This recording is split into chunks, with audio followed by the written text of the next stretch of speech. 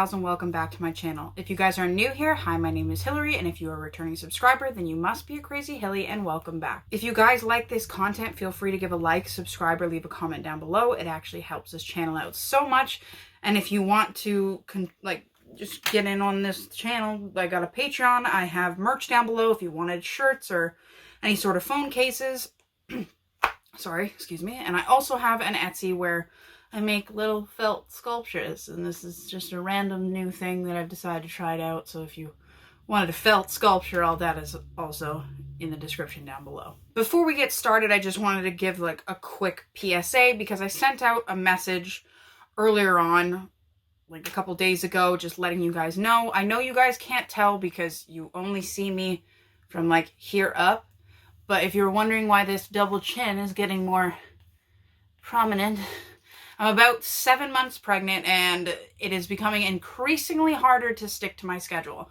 I'm going to try my best to do it, but there's been a lot of running back and forth to appointments. I've got sciatica now, which is my nerve is pinched, and it's hard to walk and do stuff on my own just because the way the kid's sitting, So I'm hoping that I stay fairly regular, but if not, you guys, I'm just going to leave out my messages so you know when I'm going to be uploading because I don't want to disappoint you. But other than that, let's get right on into the video. Tonight I'm going to be covering not my personal scary story, but my brother's. So let's call this family horror story night. Now he has two stories that he tells because a lot of my family like to swap back and forth stories of their own little creepy experiences because I've had a few, my brother's had a few, my sister's had a few.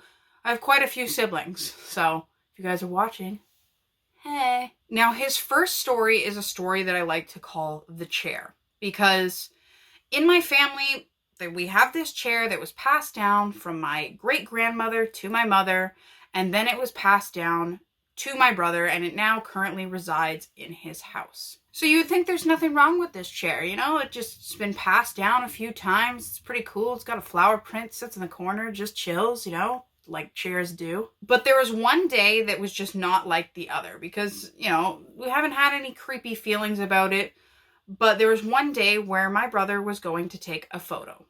He was going to take a photo of one of his kids, so he had his camera like this to take a photo of one of his kids. And then you know how your photo recognizes faces? It recognized my nephew's face. And then all of a sudden, at the top of the screen, in the chair, sitting in the chair exactly where a person's head would be, that little square appears.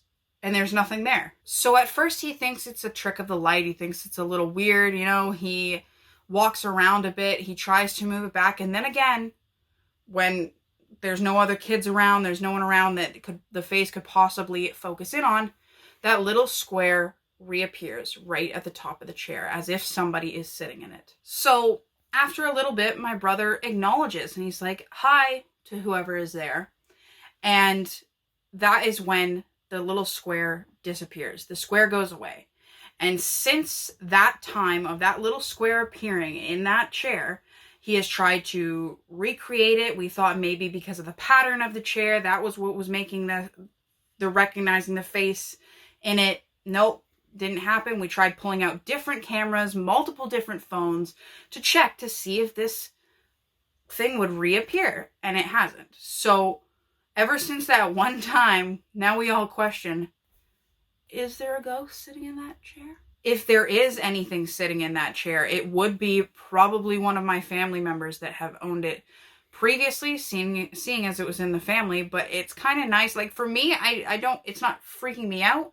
It's just more of a cozy feeling to think hey, sitting in that chair? I've sat in that chair. What's up? How you doing? What's it like on the other side? Now, I'm going to get into the second story, which this one I find increasingly a little bit more creepy.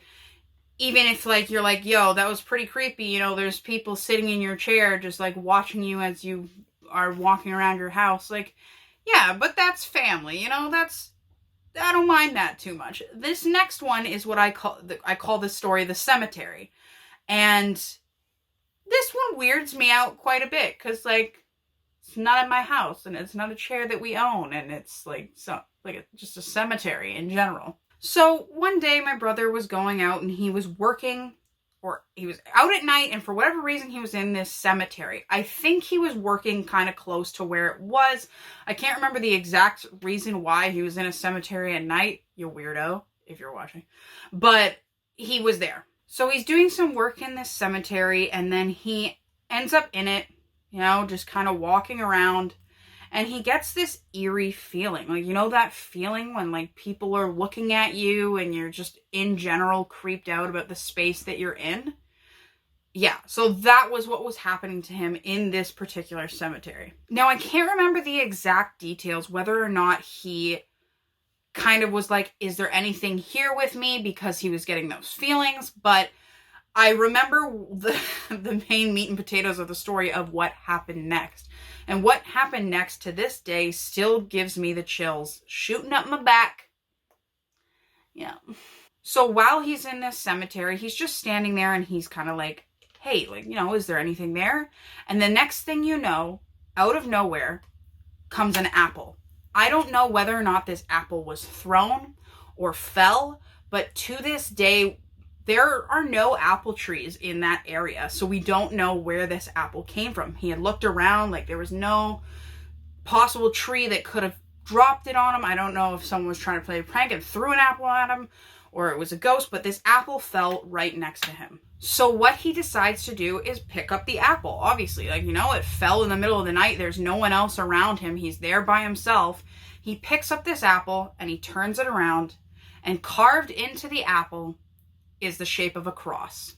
Now, obviously, what would any logical person do when you pick up an apple that has a cross cut into it when you're in the middle of the cemetery and the spirits are all staring at you?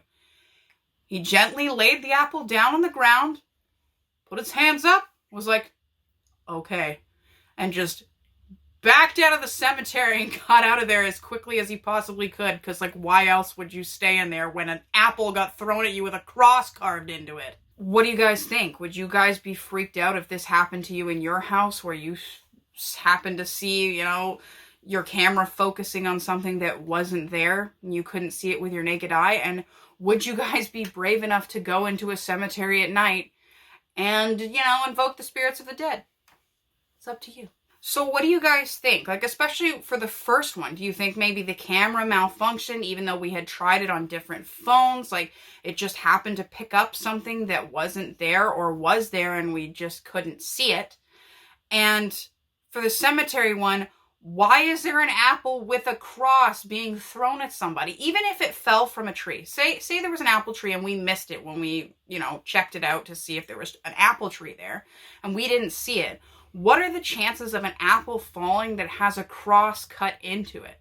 That just seems so sketchy to me. It's like, oh, good Lord, no. To this day, we don't know if someone threw it at him, someone was playing a prank on him, or what.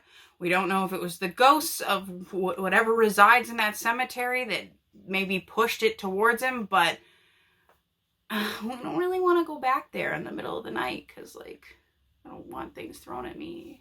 Now, don't forget, guys, if you like this content, feel free to give it a like, a subscribe, or leave a comment down below. It actually helps the channel out so much. And if you want to support this channel, I've got a Patreon, I've got an Etsy, and I've got merch down below. If you ever want to rep, you know, this face on a shirt, I've got shirts for you. Thank you guys so much for watching, and I hope to see you guys next week. But just keep in mind that I'm going to be posting if I'm not going to come, or if I'm delayed a little bit. Just keep that in mind. But I'll see you guys when I see you.